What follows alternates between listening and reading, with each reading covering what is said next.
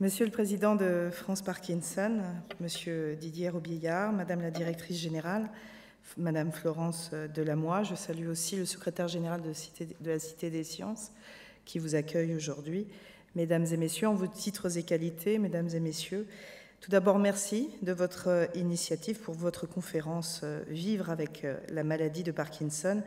Et nous voulons, avec Marisol Touraine, qui n'a pu être parmi nous aujourd'hui et qui m'a chargée de l'excuser, saluer la mobilisation de votre association à l'occasion de la Journée mondiale Parkinson.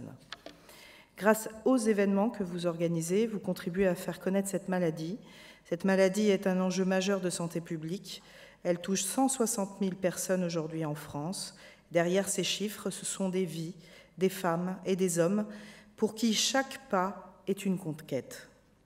Pour mieux combattre la maladie, nous devons agir sur ses spécificités, du diagnostic à l'accompagnement au quotidien, mais aussi agir plus globalement sur le champ des maladies neurodégénératives. Nous devons relever deux défis. Le premier, et l'une des premières étapes que nous devrons franchir, était celle d'une meilleure connaissance de données épidémiologiques sur la maladie de Parkinson. Grâce aux travaux de l'Institut de veille sanitaire, nous disposons désormais de données détaillées. Plus globalement, nous devons aussi mieux comprendre les maladies neurodégénératives. C'est l'ambition du plan maladie neurodégénérative 2014-2019 qui a été mis en place pour prévenir leur apparition en renforçant les outils de connaissance. Accompagner les personnes atteintes de Parkinson, c'est aussi leur offrir une offre de soins adaptée. Et les mesures de la loi de modernisation de notre système de santé et de la loi d'adaptation de la société au vieillissement, qui, je le rappelle, est entièrement financée, s'inscrivent dans cette démarche en garantissant un parcours de soins pour chaque patient atteint de maladies chroniques afin d'éviter toute rupture. Par ailleurs, les centres experts Parkinson sont une des réussites et maillent désormais l'ensemble du territoire. Grâce à la labellisation de ces centres par les agences régionales de santé, chaque Français, chaque Française peut savoir quel centre remplit les missions d'expertise, de formation et de recours avec des professionnels de santé formés à la prise en charge de la maladie.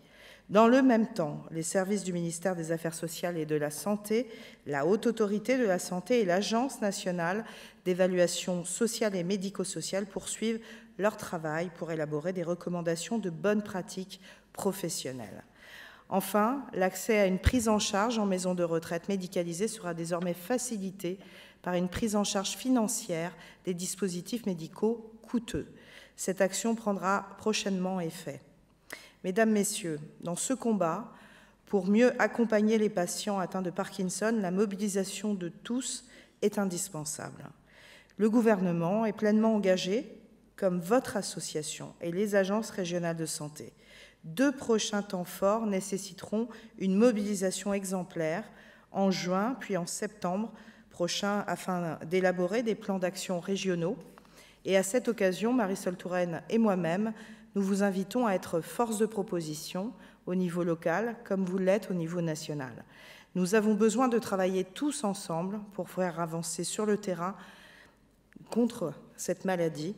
Et donc, je vous remercie de votre engagement. Je vous remercie encore pour votre invitation, même si malheureusement je vais devoir vous quitter.